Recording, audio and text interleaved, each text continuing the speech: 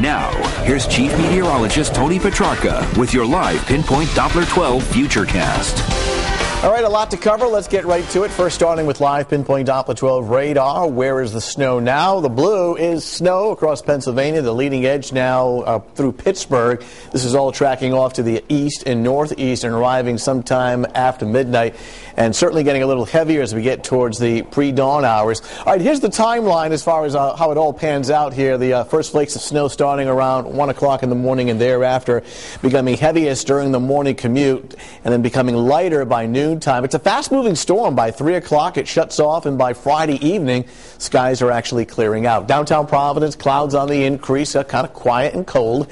Temperature at 30 and a west breeze at 6. Humidity is still low at 53%, so we have to get that up a little higher before we can get any precipitation, and that will happen very late tonight. 25 in Smithfield, low 30s along the South Shore. Taunton at 30. Worcester's already down to 23. So the atmosphere, for the most part, cold enough for an all-snow situation. The only little gray area would be right along the immediate South Shore, near the beaches, the Lower Cape and Islands. There may be, for a short time, a little mixing of some sleet and rain, but even here, you will get some plowable snow. We'll show you those numbers in just a second. Satellite photo shows clouds on the increase but dry, and there's the leading edge of the snow. It extends back through the Midwest right now. Developing storm system will track just south of New England and then head out to sea later in the afternoon tomorrow and tomorrow evening, setting up for very cold weather for the weekend. So for this evening, increasing clouds but staying dry. By 11 o'clock at night, dropping off to 27 degrees. Then late at night, while most of us are sleeping, here comes the snow by around 1, 2 o'clock in the morning. By 5 o'clock in the morning, becoming a little steadier and then getting much heavier by the morning commute. In fact, it should look like this, unfortunately. Slippery travel. Allow for some extra travel time. Of course, I won't make any predictions on school cancellations, but it is possible. So a note to parents that there may be a situation where schools are canceled. So you want to check back with us, whether it's the newscasts or on your website, or you can sign up and have the alerts sent to your cell phone as well, WPRI.com.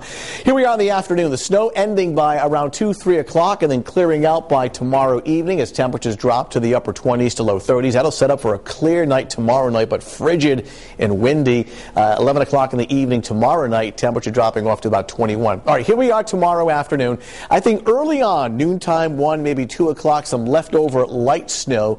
The trend, though, will be for it to ease up and then shut off by around 3 o'clock with some partial clearing, but not until late in the day. The winds will start to pick up out of the northwest, and we're looking at temperatures somewhere between roughly 30 and 35 degrees. How much snow by early afternoon? Most of us will pick up 5 to 8 inches. That's considered a moderate snowfall. This white area, the Mass Pike, perhaps extreme northwest corner of the state, 8 to 10, but most of our viewing area 5 to 8. The only gray area, this red zone, there may be a little bit of mixing, so totals here of 3 to 5. However, if this red zone does not mix with sleet and rain for a short time, you will be in the 5 to 8 category as well.